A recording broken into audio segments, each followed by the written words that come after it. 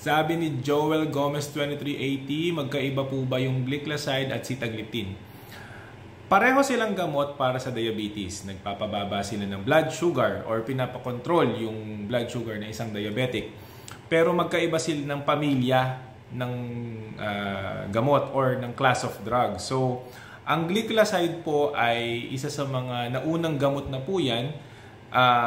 Part siya nung pamilya ng sulfonylureas or yung SU na tinatawag na nagpapababa ng blood sugar sa pamamagitan ng pag-stimulate ng insulin secretion sa pancreas or yung lapay natin. So, sinasabi niya, "Hoy, pancreas, gumawa ka pa ng insulin or maglabas ka pa ng insulin para ma-normalize po yung blood sugar." Okay?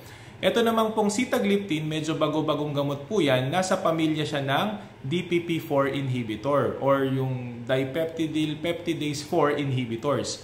Ang ginagawa po kasi ng DPP-4 inhibitor, sinisira niya yung mga enzyme na pumapatay dun sa incretin hormones. Yung incretin hormones po ay responsable na mag-stimulate ng insulin secretion at magpababa ng glucagon secretion para at least mag-normalize din yung blood sugar. So kapag hinarangan yon ng gamot na DPP-4 inhibitors, mag-normalize din yung sugar.